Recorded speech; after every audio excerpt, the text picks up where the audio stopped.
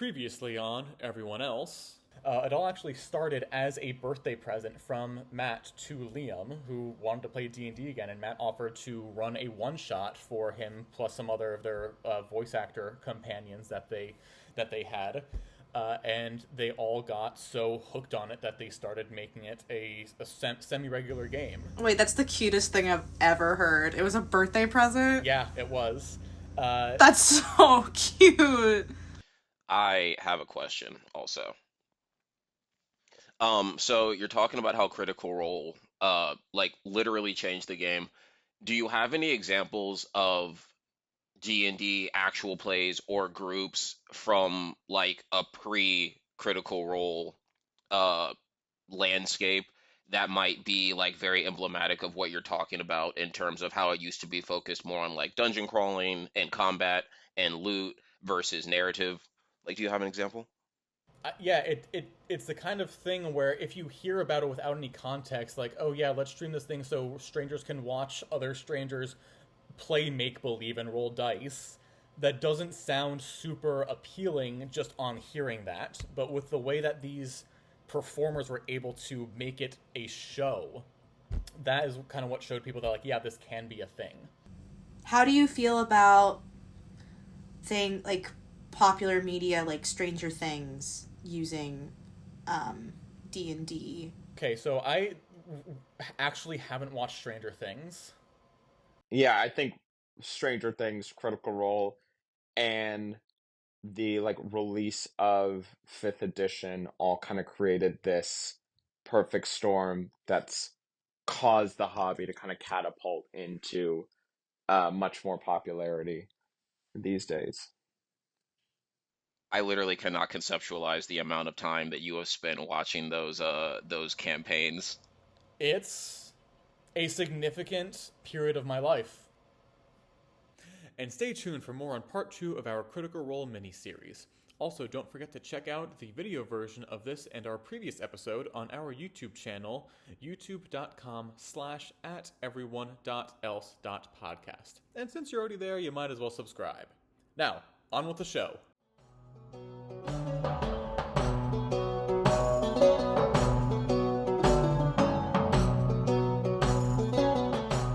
Now we also have the lore.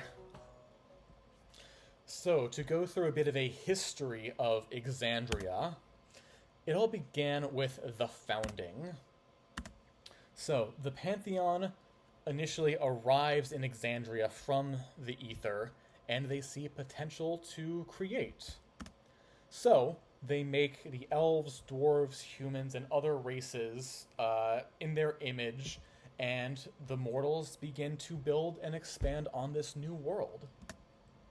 However, Exandria was already home to the primordial elemental titans, and the titans, not liking mortal kind spreading out across their world, began to destroy them and wanted to protect their creations, their children. War broke out between the gods and the titans.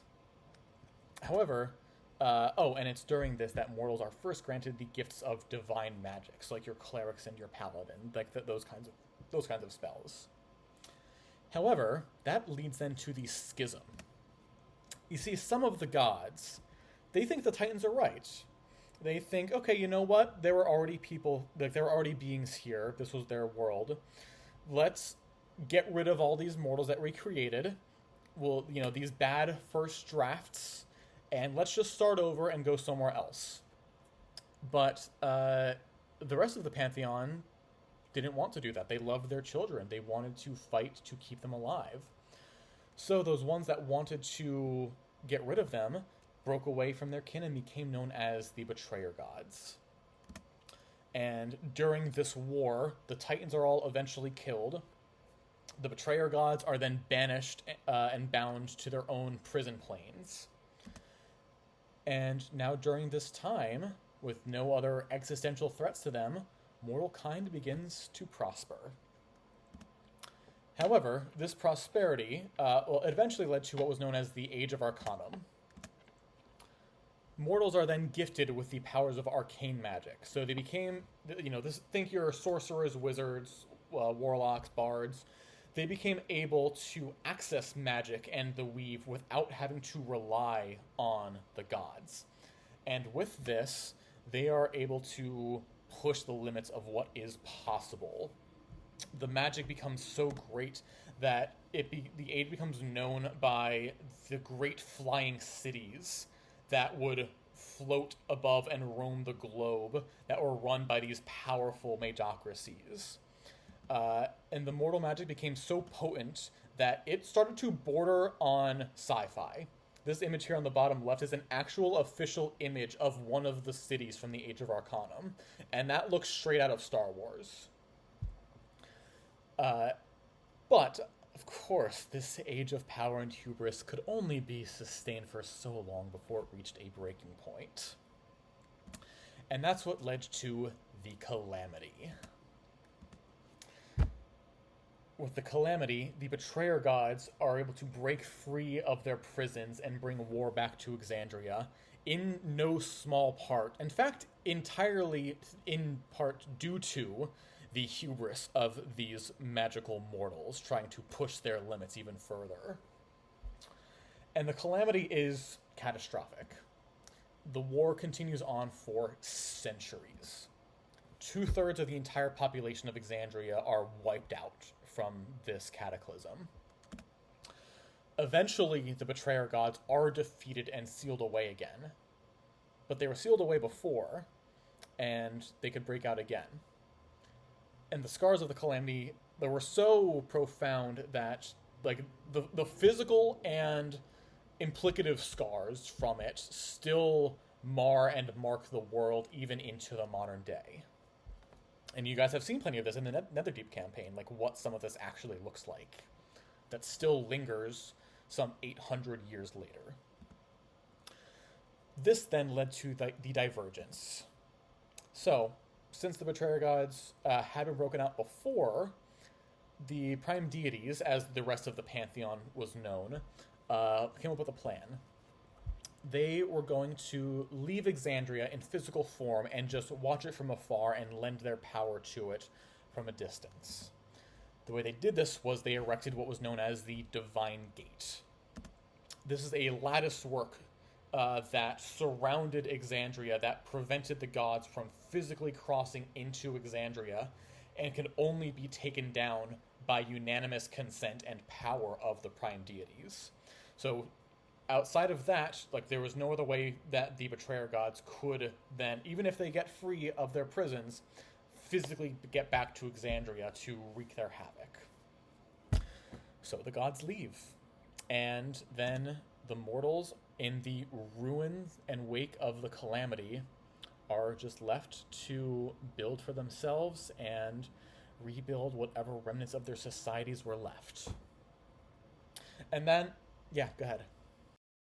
I love this bit of the world building. I think it's one of my favorite pieces of world building from like any setting. Is just, it's so elegant and kind of its simplicity, but answers just such an age-old question when you're like world building specifically for fantasy, where you like have these deities and you want them to feel like they have an impact and part of the world, but you want to make sure that you can't be like they can do everything. Like, how do you solve that? And it's such a like good, simple, but like effective way of answering that. Yeah, exactly. I also love that facet of the world building.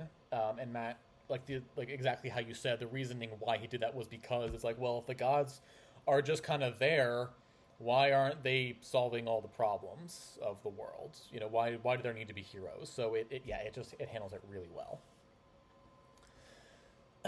And then, so yeah, after the divergence, then history continued on without the direct intervention of the gods, and mortal kind rebuilt, and that led into the modern day of Exandria. But now let's talk a little bit about the world building of it. So the campaigns do take place more than 800 years after the divergence. I think campaign 1 starts in the year like 811 PD post-divergence, something like that. And campaign 3 ends in like 843, I think? Something like, yeah, around there. But even though it takes place so long after the divergence, the echoes of the calamity still so heavily influence the world. And Exandria really is a post-apocalyptic setting with like what it was beforehand. You know, with how the Age of Arcanum did get into like this sci-fi kind of setting with these powerful magical weapons and secrets and knowledge that was then all wiped out by this war. And those ruins and those secrets are still left scattered across the world for people to find. And it's such an interesting thing to just have littered across the world for you to incorporate into any campaigns that you do, and that Matt has done in his campaigns and I've done in mine. The Pantheon and the varying attitudes and opinions of them from across the world have also heavily shaped the varying civilizations that have then grown out of the calamity. You know, you have some that are very theocratic and are like religious nations. You have others that are like very like anti-religious, or like the worship of the gods is very heavily controlled.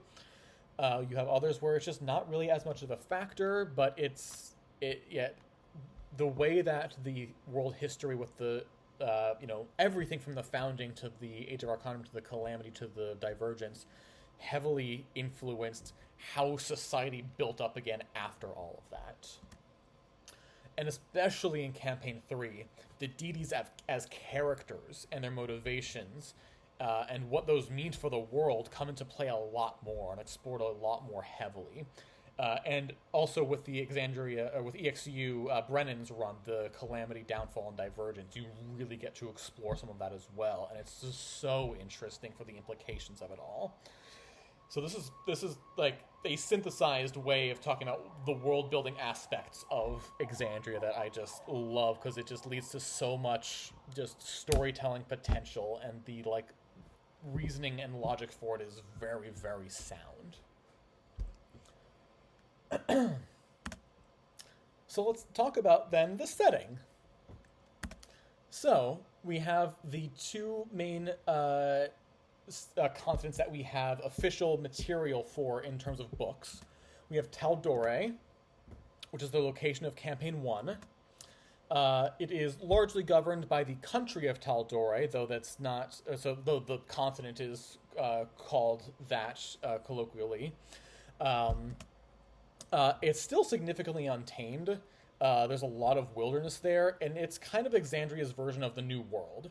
So, like, looking at the map here, a lot of the way that, it's like, geographically, the northern part is a lot of mountains and Arctic tundra.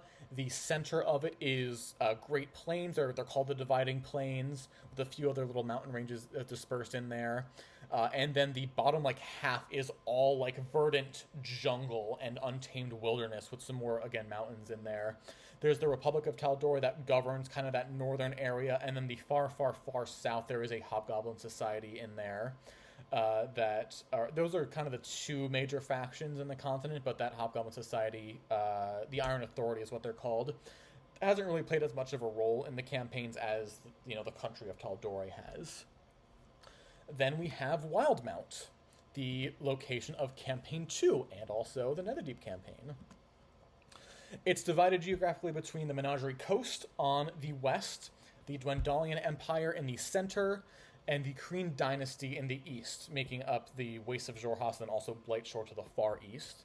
And then the Graying Wildlands to the north, and then extending off of that Eiselcross, this like Arctic island chain to the far north of that. Most of these regions being then divided by varying mountain ranges.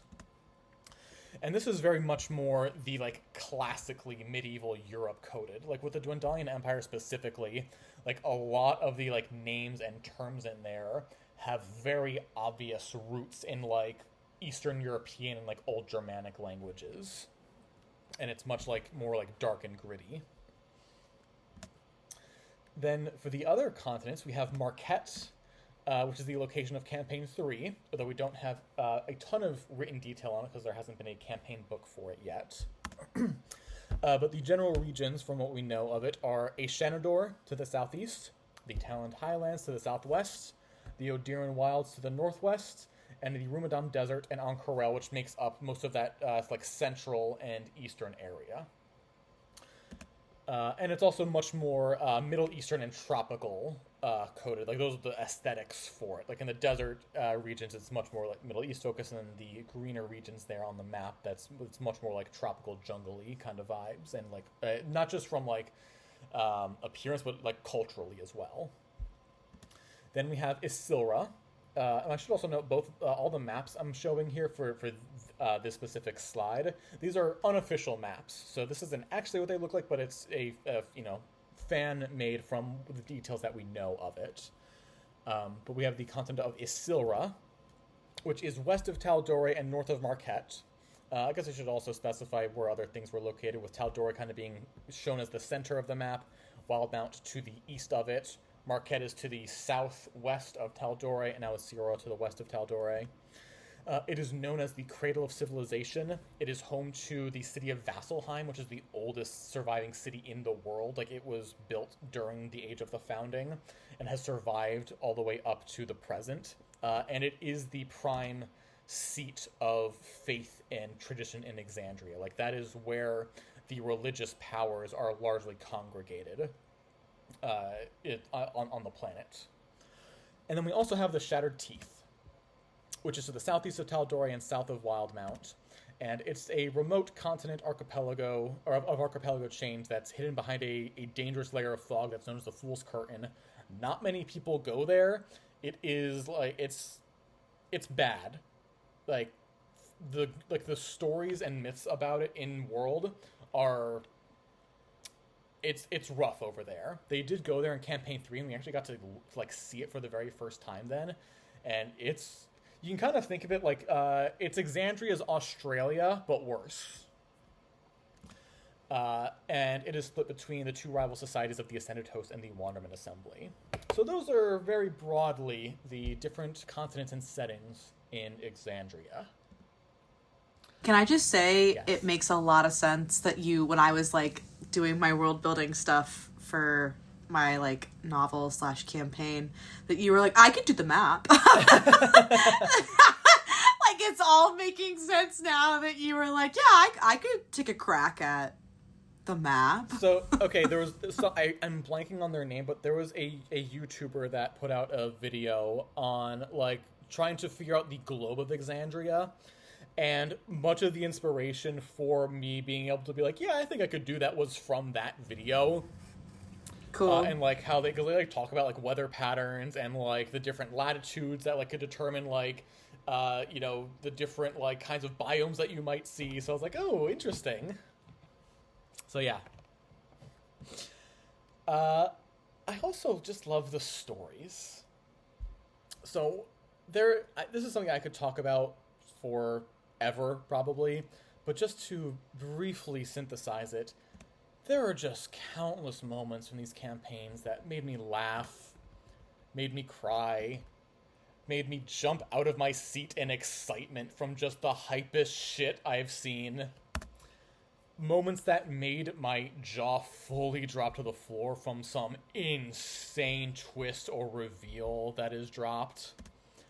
Just made me feel wholesome and hopeful with just the goodness that these people exude, not only from a storytelling standpoint, but also just from them as people, and how all of this is them just doing this because they love each other so much and want to give back to the community. I also love the critters. So the critters are it's the term for fans of Critical Role. So the cast community relationship is also something that is it's very, very special for like communities in fandoms. The cast is constantly talking about how grateful they are for having such a caring, kind, friendly, and supportive community. They are always highlighting critter fan art, cosplays, music, and other types of media that they make about the show. They started doing this pretty early on, and I believe still are doing it, where every week, I think, or every other week maybe, on their website, they post like fan art and cosplays to like highlight the creativity and the talent of the community. And they commission critters for all of their official artwork that goes in their books or that they put on their website or just have made for their official material. Just as a way to be giving back to this community that has given them so much and was able to really, you know, if the community wasn't there, then Critical Role wouldn't have taken off. And I want to specifically highlight the hashtag Kindness Critter project, which is the image I have over there on the side, which I think in 2020, it was a fan video of over 100 critters that were all collaborating that was edited down. It was like a 9-minute video edited down just of them telling Critical Role what the show means to them and how it has changed their lives. When I was doing research for this presentation, I found they posted the unedited video of this, and it was like, I think, over 4 hours long. So this is just the community loves the cast, and the cast loves the community. So it's just such a healthy and supportive relationship when you tend to see a lot of fairly toxic fandoms in a lot of spaces nowadays. Yeah. I was gonna say, if I'm thinking about getting into like a different book series or a different TV show or anything that I know that has a large fandom, if I get a huge ick feeling from the fandom, I oftentimes won't even consume the media. Yeah. Because it just kind of ruins it for me if there's a lot of toxicity within the fandom, because then I'm like, well, then I don't even want to like it. I don't even want to talk about it. I don't even want to like praise it and have my own opinion on things, because I don't want to deal with people and how they can be just toxic and hateful and feel a weird sense of ownership over something that like they don't have that authority. Do you know what I mean? Yeah. And, you know, of course there are some toxic people in the community, but overall as a whole, it's a very, very positive community, which is it's great. And to talk a bit about the power of this community, so there was the hashtag Thanks Vox Machina that started trending after the end of Campaign 1. It was trending on Twitter, and it was the community coming together to celebrate the end of Vox Machina's story. I tried to find specific like tweets that I could like screenshot to include in this, and when I searched that hashtag, I scrolled for probably 10. I'll continue. Actually, let me go to the next point first. A year after the 1-year anniversary of the campaign's finale, unprompted, that hashtag resurged and flooded Twitter and like fully brought the cast to tears. Like, they made an impromptu video just being like, you guys, what do you, this absolutely like made our day, made our week. We didn't expect this at all. You're all so wonderful. Just thank you so much and for everything. And this is when I tried to find some like specific screen grabs for it. Scrolling through that hashtag for 10 minutes, I got to about 8 p.m. on the 1-year anniversary of it. Like, I was trying to get to the first time that they started doing it, so I unless I wanted to scroll for like an hour, I just knew I wasn't going to find what I was looking for.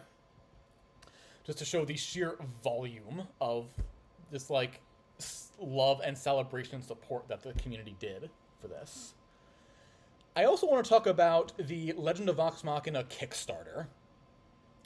So, in March of 2019, Critical Role launched a Kickstarter to fund a single animated episode of Vox Machina. Just a side story for Vox Machina that they wanted to get animated just to make it happen because it's something they wanted to do.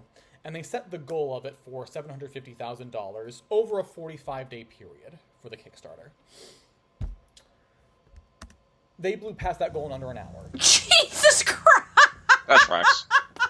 I specifically remember that day. It launched at 9 p.m. Pacific, or 9 a.m. Pacific, noon Eastern time. I remember checking Twitter and it's not like 12:40 or something, and just seeing talk about like, oh yeah, the Kickstarter's up. Let me check it out. So I open the link and I'm staring at it like, wait, I'm confused. I just didn't understand what I was looking at because I saw the amount. I was trying to understand what it was telling me because it said the goal was $750,000. I was getting into it like 40 to 45 minutes after it launched, and it was already over $1 million. Jesus Christ! So, yeah, every single stretch goal they had initially was completed in the first day. They ended the campaign by raising over $11.3 million. And that was with the stretch goals that they had, they funded 10 animated episodes that they were going to make to animate the what ended up being the first season of The Legend of Vox Machina. Wait, is the first season fan funded? Partially. So what ended up happening was maybe a couple months or maybe a year later, Critical Role announced that because of the success of the Kickstarter, so Critical Role, when they wanted to animate this, they went to basically every major streaming service to pitch the show idea, and they were turned down by everyone. After the Kickstarter, I forget if they approached them or if who approached who with this, but that because of the success of the Kickstarter, they got a deal with Amazon, even though they only funded 10 episodes, to get 2 full seasons right off the bat. And then season 3 came out, season 4 is coming out next year, and they announced that season 5, the final season, which will be the end of the story, like they're completing the story, is also going to be coming out eventually. So crazy. Yeah, this all happened because of the insane success of the Kickstarter. And Matt also said in an interview recently I saw that when talking about the animated series that they're making, with Vox Machina being out and Mighty 9 coming out very soon, that so much of it is wanting to make our community proud.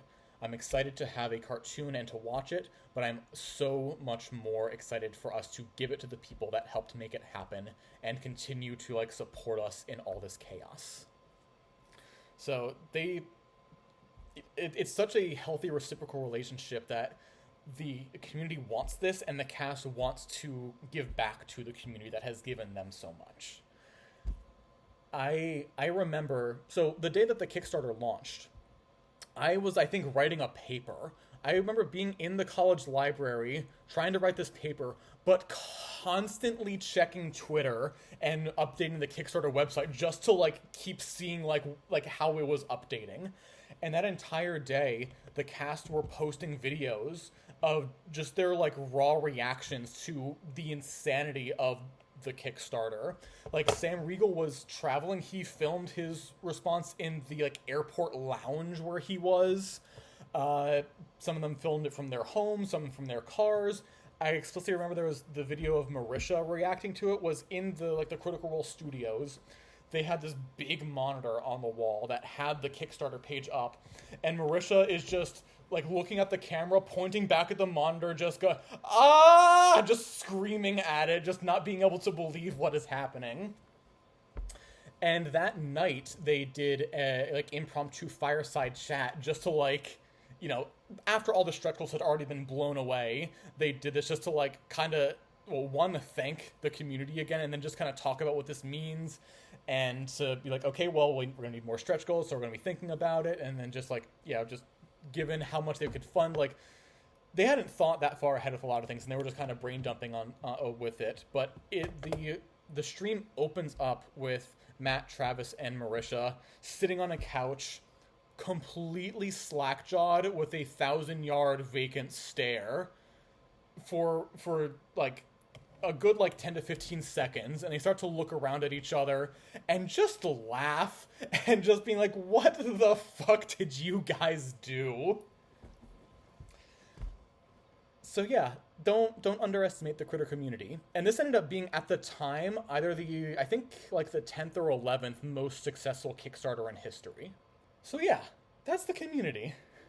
Now I'm going to very, very briefly talk about my campaigns, not going into too much detail about it. Spoilers! My very first campaign I called Adventures of Taldore.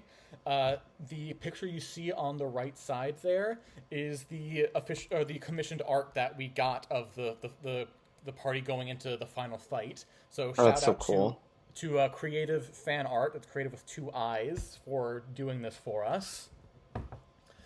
So this campaign spanned from January 2018 to February of 2023 and ran from levels 4 to 20. It was fully an homage and love letter to Critical Role Campaign 1. It took place in the same continent as Campaign 1 did, and it was about 10 years after the end of that campaign. So, going into this campaign, my only experience with actually participating in D&D campaigns had been ones that fizzled out or just ended without concluding. So, I had very low expectations for how long this campaign would go on for. But we had been playing kind of consistently for a couple months. You know, we started in January. I think it was maybe by late summer, early fall. And I realized that it had potential to grow into something that could be long-term. I actually remember the specific session, because for all the sessions I had been doing at that point, it was very much like I had when I started writing the campaign initially, I basically planned the first small story arc. And then after that, everything had just been like very kind of episodic, like, okay, we're just going to do this now, and now this is here, and we're doing that now. And I remember the point where I had the realization that this had potential to become a long-term campaign, because I had like some small ideas in the back of my head about things like, oh yeah, you know, it'd be crazy if we ever got to like, you know, higher levels to like do this or that or whatever. But in the session where I kind of realized that, I even remember like I had been planning to like pull the trigger on a character backstory arc starting, and in the session I decided not to do it. We ended up getting to it about a year later in real time. That was the one where one of the characters ended up leaving and the player brought in a new character and they went to this other place to like track them down. And I'm very glad that I didn't do it when I did, because it would not have been as good as it was. And at that point, that was when I just kind of started to actually think about it long term and like plan out the story arcs. And it was just such a rewarding experience for me to, one, get to do that, and then also get to see it come to full fruition and like do everything I wanted to do with that campaign. The party itself consisted of a half-elf rogue ranger, giving these class breakdowns of what they were by the end of the story.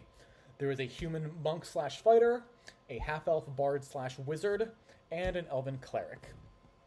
And I love this campaign so much. You know, it was 5 years of my life.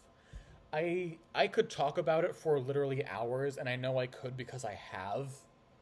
After we concluded the campaign, we did like, because we had the finale in person, and we did like a wrap up once we concluded, just starting from the beginning, going all the way to the end, talking about anything that the players wanted to know, or my like reasoning or thinking behind certain things, and other things that went on behind the scenes for it. And we talked for probably a good 6 hours that day. Met up again the next day and talked about it again for a couple more hours. So probably I'd say like a good 8 to 9 hours just talking about like doing the campaign wrap up. And that was just the things that the players wanted to know, and not like going over like everything that specifically happened. So yeah, I could talk about it for a very, very, very long time. But now going into the Netherdeep campaign. We began this last year in December of 2024, starting at level 1, and currently the party is at level 6. We've got a Water Genasi Wizard, a Drow Warlock, a Water Genasi Monk, an Emerald Dragonborn Monk, a Fire Genasi Druid, a Pallid Elf Bard, and a Dwergar Ranger in the party currently. It's been so fun to incorporate the other aspects of Exandria into this campaign, as well as lore from the Taldore campaign. There have been several things that happened in my personal canon that happened in the Taldore campaign that I've referenced in Netherdeep that potentially could come out to be a bit more significant at some point, maybe. We'll see. But with this, I dream one day of having a crossover event with my Taldore campaign characters. Like, yeah.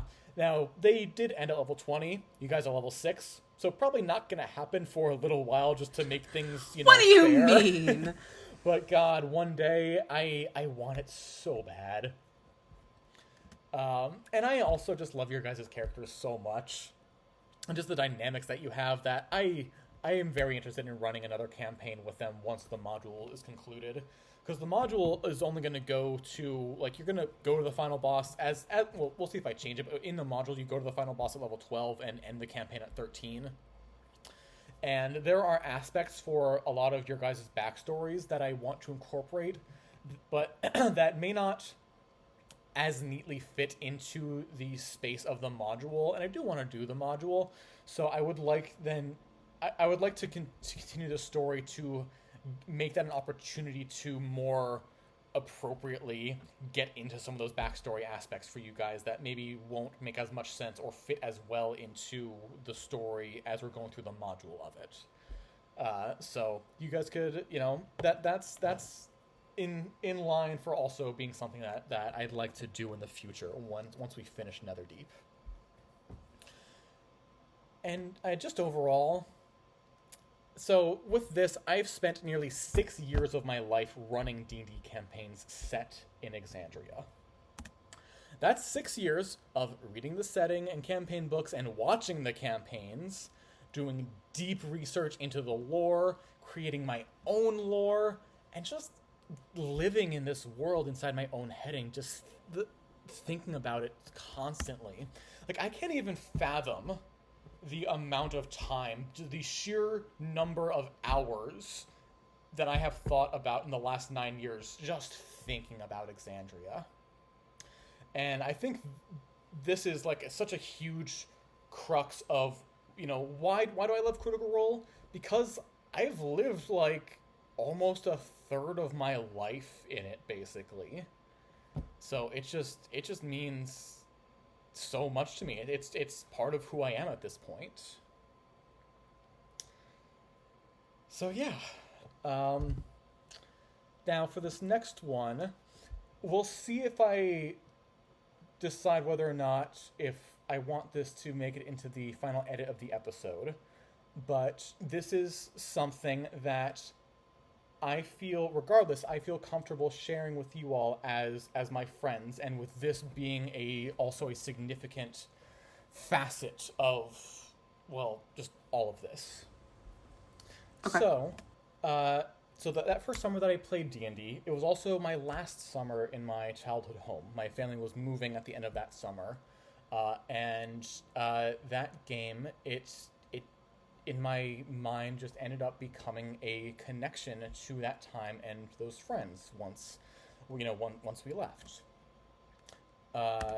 And so when I was feeling homesick in college, playing and watching Critical Role playing D&D and watching Critical Role, it reminded me of those friends and those times, and just made things a little bit better.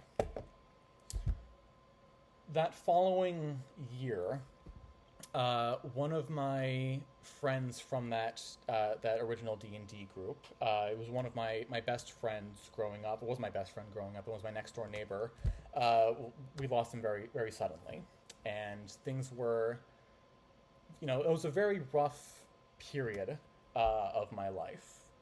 And so that following winter break is when I ended up writing my Tal'Dorei campaign. Just that span of months between this, emotional upheaval I was experiencing, and with the end of campaign 1 and having this book out that I could, read more and learn more about and get to utilize to create something for myself, it just became it became an outlet for me. It became a way to process my grief and hold on to the memories, because I so strongly associate D&D, even still, to my friends in general, but also those friends and that time, that it became a way for me, especially, and like during that winter break specifically, there was, Critical Role was kind of in their hiatus between campaign 1 ending and campaign 2 starting. I wasn't playing anything at that point. So it just started off as a way for me to try to capture that feeling again. Like, I didn't start the campaign, I didn't tell anybody that I was writing this campaign at all. Like, I basically wrote out the first arc and then told some people, just because I wanted to do it for myself and I didn't know if people would be interested, but then people were interested, and we started playing, and we just kept playing, and it just kept going, and that kind of, that just led now to where I am.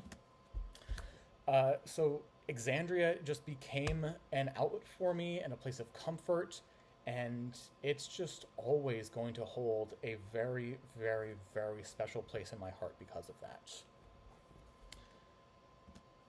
So that concludes my, non-spoiler portion of my presentation. So I guess I'll take any questions if anybody has any that aren't spoiler. There's going to be a spoiler section after this for anyone who wants to stick around for it. But for now, I will open the floor. Okay, yeah, I didn't mean to. I do realize I kind of dropped something on you guys and didn't mean to, like, No. just leave that hanging. No, there. you can. For the record, Bradley, you can't drop stuff. You can tell me anything at any point, and I'm not gonna. No, I'm serious. It goes for any of y'all motherfuckers. I think it's also hard when we can't see each other. That's fair. Personally, where it's like it's hard to gauge that level. My questions are more my curiosity with regarding how Critical Role as a company now works, right? Like this is how a lot of them are making a living. Yeah, is my understanding. Mm-hmm.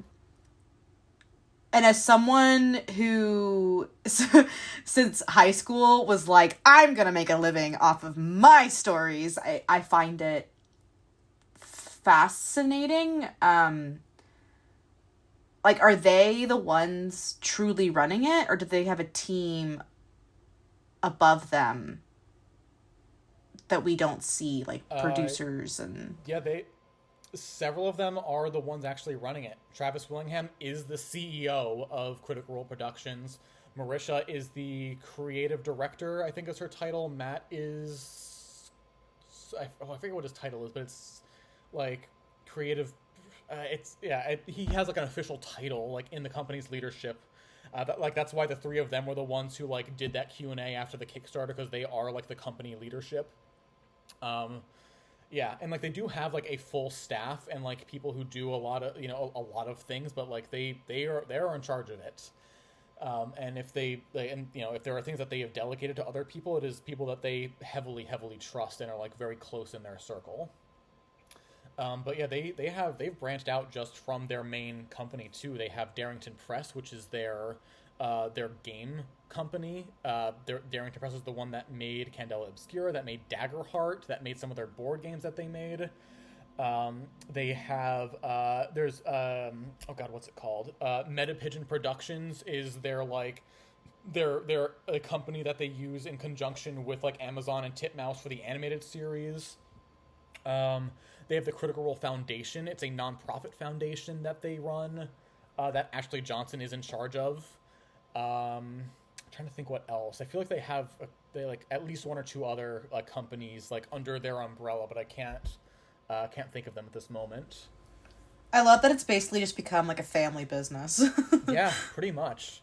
And they've talked about like how a lot of people would say like, don't go into business with your friends because it'll just cause problems, but they make it work because they have so much love and trust for each other. That's literally my dream, is to become a boss-ass bitch with all my friends and have our own little thing. So I really admire them for that. Yeah, so they have really expanded and grown, and they have a lot of other they have a lot of other TV or the shows on their channel. Pre-COVID, they had almost a show of something every week. Most of it wasn't D&D. Like they had one show that was just about like art. They had someone, Babs Tar, come in. They called it Pub Draw, and just like start to teach the cast how to draw. They had they had a bunch of other shows like that. They had Mini Primetime. They had one guy, Will Friedle, who was a friend of the show, painting minis. So they had a show almost every day pre-COVID. on their Twitch. And now they have their own. It is instead of it being like, so they have their own paywall site called Beacon, which is a more direct way to like give to them than like subscribing on Twitch or following on YouTube. I think it's, if it's not the same price, it's like $1 more expensive than like a Twitch subscription. So, you know, basically the same, but the money's going more directly to them, and they have more shows on there too. They've also started incorporating other D&D shows onto their platform just to like signal boost them. There's That's cool. Tales from the Stinky Dragon. I forget who they originally were under, like what company or like streaming show they were under. It was it Rooster Teeth? I don't remember. It was something. If it wasn't Rooster Teeth, it was like something akin to that. That they have now like adopted under their own umbrella, just to like give it more accessibility to people. So what I'm hearing is we need to start streaming our campaigns and apply. Sure. Yeah. I'm sure they won't have any issues with my version of Exandrian canon being on their official site. Oh, none. Yeah. Yeah, so as a company, they have grown wildly and are, I mean, for everything we can tell, are doing incredibly well. And with this being their 10-year anniversary, they are calling this the Year of Critical Role, and their slogan for the year is "We're just getting started." I love that. Mm-hmm. Good for them. Yeah. I have a question. Because when I see people often like list like, oh, here are all the like D&D settings that have been kind of offered, and they'll usually give like one-off synopses or kind of like very brief descriptions just to kind of get an idea of it. And for some settings, there's like very distinct ways of describing them so that they do sound like, oh, this is an interesting kind of exploration of something new. I feel that people especially people who are doing that and don't really consume Critical Role, will kind of brush off Exandria as like, oh, here's another example of a high fantasy setting that is similar to something like Greyhawk or Forgotten Realms or something like that. Like, what would you say to those people? Like, what, I guess, in other words, what does Exandria offer that you think is like really unique as a campaign setting that you really can't get from another campaign setting? Yeah. So, well, I think first I would say Exandria kind of is an official campaign setting at this point. They have published 2 official books with Wizards of the Coast. The Explorer's Guide to Wildmount and Call of the Netherdeep are from Wizards of the Coast that Critical Role wrote in conjunction with them. And even in like, I forget if it was the 2024 Player's Handbook or the Dungeon Master's Guide, there are a couple like sections where it like lists like examples of where something can fit it, like how to like incorporate something into different campaign settings, and it does list Exandria in there. And I think I was looking into this before too. I think there was it the Radiant Citadel, or maybe the campaign module that was maybe Wild Beyond the Witchlight, one of those two. One of the NPCs in there, since it's more like a plane hopping kind of adventure, one of the NPCs is from Exandria, like is a like Exandria specific sub race. I think they're like a stout halfling or something, which is from one of the Exandria books. So it is pretty official to D&D now. But in terms of what makes it unique, I think as a setting, I think a lot of it does come from the lore and history with the different ages of like, I mean, the Calamity is such a profound and significant part of the world building of it that almost any adventure in Critical Role that has any tie whatsoever to the past is tied to the Calamity. I'm trying to think if there's anything. Yeah, I mean, there might be. Yeah, anything that has a tie to the past almost always is to the Calamity. There are some things that go to like or I guess Calamity or Age of Arcanum, but then by extension of the Age of Arcanum, the end of the Age of Arcanum because of the Calamity. And there's a couple things that have been referenced to like the Founding, like if you're going super super ancient, but it's just such a like that War of the Gods shaped the world so much that like you can't throw a stone in Exandria without hitting a reference to the Calamity. Right. Interesting. Okay. Yeah, and just also the pantheon is also very it's a relatively small pantheon. There's I think 18 or 19 deities, whereas if you go to something like the Forgotten Realms, there's there are minor gods for like everything. There are the more well-known deities, but if you look at the size of the actual pantheon, it is very, very large, and while there are a lot of stories to explore with that, I feel like it gets to be maybe a little bit much. Yeah. Or a bit overwhelming. So the deities have a much more, what's the word I'm looking for? A much more intimate role in Exandria as well. So I think that also leads to just a lot of storytelling potential, because they still very actively view mortals on Exandria as their children and mostly want to protect them, with the exception of the betrayer gods who want to still get rid of them. But yeah, it's just there's so much you can do with all of that. If that answers your question. Yeah, because I like the perspective of especially of the Calamity as being kind of like this like crux, and that it really is. I feel like the people who I've talked to who know Critical Role a little bit more describe it like you had described it, as like a post-apocalyptic setting over necessarily just a high fantasy setting. And I think that's always a key piece that people who are unfamiliar with it don't include.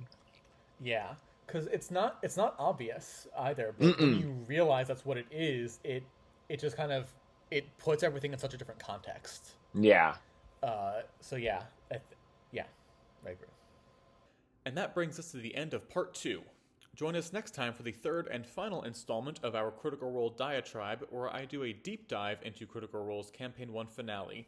So full spoiler warning ahead for next episode. And remember to check out our YouTube channel at youtube.com/@everyone.else.podcast. Catch you in the next one. Hey everyone, thanks again for listening to the show. If you liked what you heard, go ahead and leave us a review, and we'll give a shout out to anyone who leaves a 5-star rating at the end of next week's episode. And feel free to follow us on Instagram and TikTok at everyone.else.pod.